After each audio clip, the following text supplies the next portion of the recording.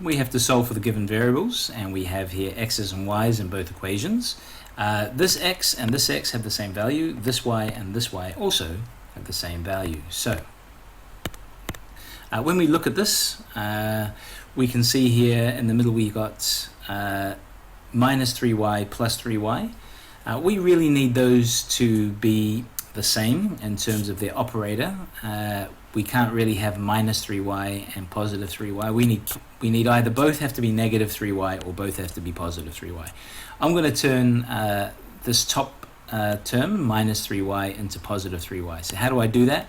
Well, all I do, it's pretty simple really. I want to take this whole equation and I want to multiply it by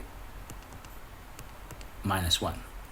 So it's no longer 4x, okay, it'll be minus 4x.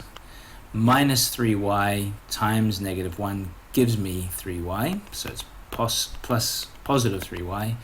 And then this 22 times minus 1 equals minus 22. Okay, so I've changed everything. And now I'm ready to go. This is equation 1, this is equation 2, and we take equation 2 away from equation 1. So what this means is, remember that's all gone, minus 4 minus 3x, minus 4x minus 3x takes us to minus 7x, plus 3 minus 3, that's all gone, that 3y minus 3y cancels out, and then minus 22 minus 27 takes us down to minus 49.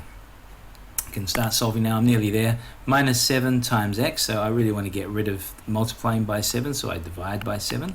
I use the fraction bar to indicate division. Do the same to both sides. Divide by minus 7. Multiplying by minus 7, divide by minus 7 cancels out, and what I'm left with is an x on the left hand side. Minus 49 divided by minus 7, so a negative divided by negative equals a positive.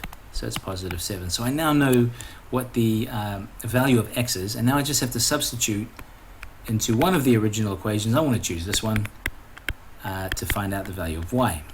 So remember, I know what the value of x is. So 3, not times x, times 7, right? Because I know what it is. And, okay. So let's tidy this up. That's 21, right? Plus 3y equals 27. So let's start solving. So minus 21 from both sides. That gets rid of those constants. The constant on the left anyway. And this is 6.